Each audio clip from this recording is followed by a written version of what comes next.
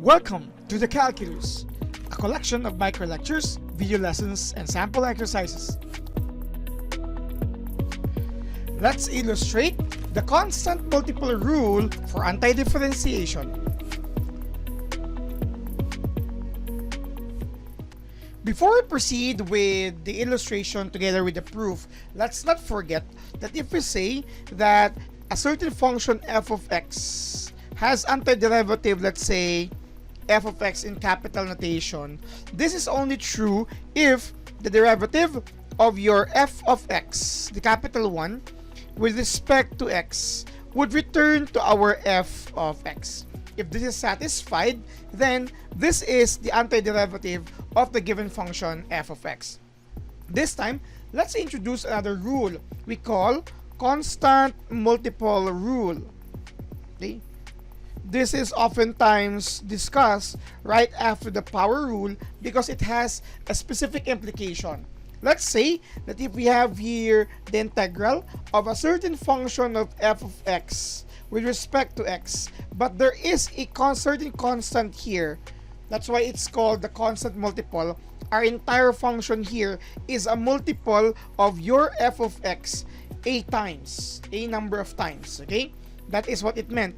This tells us that if we have something like this, the constant multiple will tell us that we can just simply take out the constant, whatever that would be, and simply proceed with getting the integral or the antiderivative of your f of x with respect to x. This is the constant multiple rule. We will also have some illustrations for this later on, but of course, we are to start here with the proof of this before we can use that in certain situations. We know that the integral of this is just equivalent to your f of x, as indicated here, since your capital letter function f of x is just the antiderivative of your f of x. This would mean that let's show that the f of x here with capital letter, when we take the derivative of this, it will return to this situation here in order for us to really use that later on. So if we're going to take here the derivative of your f of x with respect to x, okay? So we are going to take out here, we know that there is a rule for our derivative, also termed as the constant multiple rule. We can take out that a, and we'll have here d of d with respect to x of your f of x alone. And since we have established this already to be equal to each other, then we say that it's just equivalent to a times the equivalent form of this, which is just your f of x. Okay, this shows that we have just returned to this certain function here, which is originally the function we are going to integrate. This would mean that together with that, we have satisfied this reality.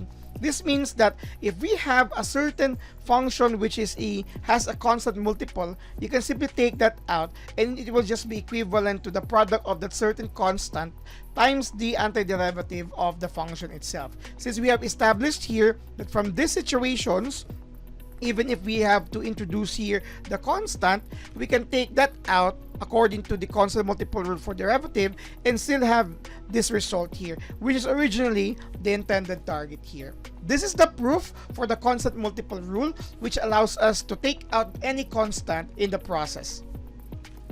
Thank you very much for watching. So what are you waiting for? Subscribe now.